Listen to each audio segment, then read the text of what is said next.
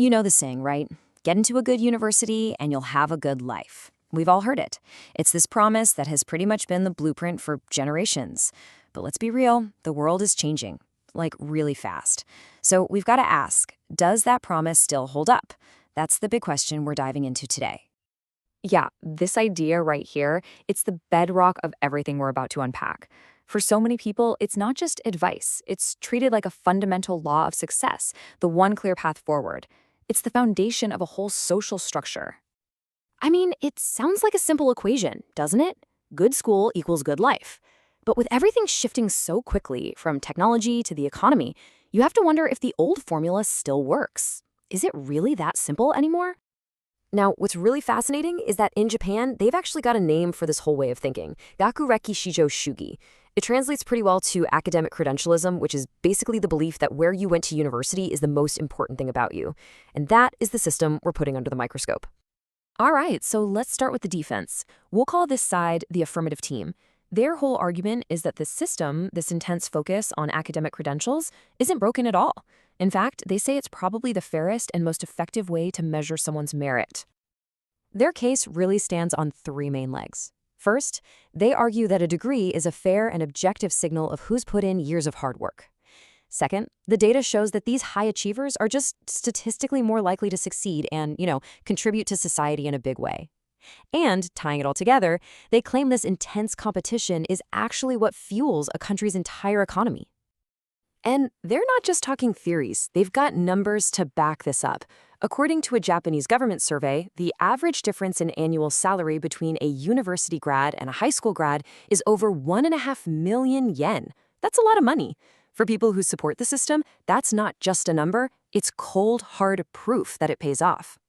So ultimately, the argument for the system comes down to this.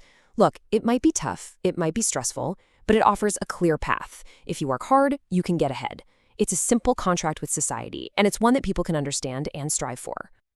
But, of course, that's only one side of the story. So let's flip the coin and hear from the opposition.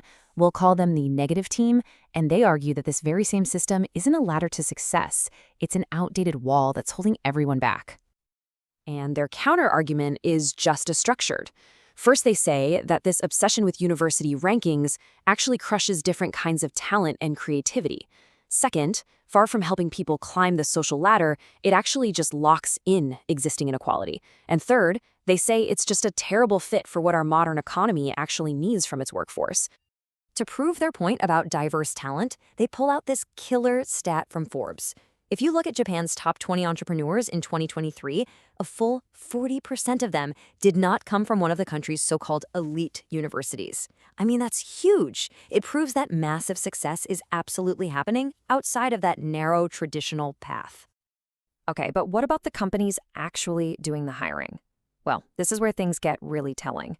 A recent survey of corporate recruiters found that a staggering 65%, that's nearly 2/3, admit they use university rank as a filter to screen people out. For critics, this is the smoking gun.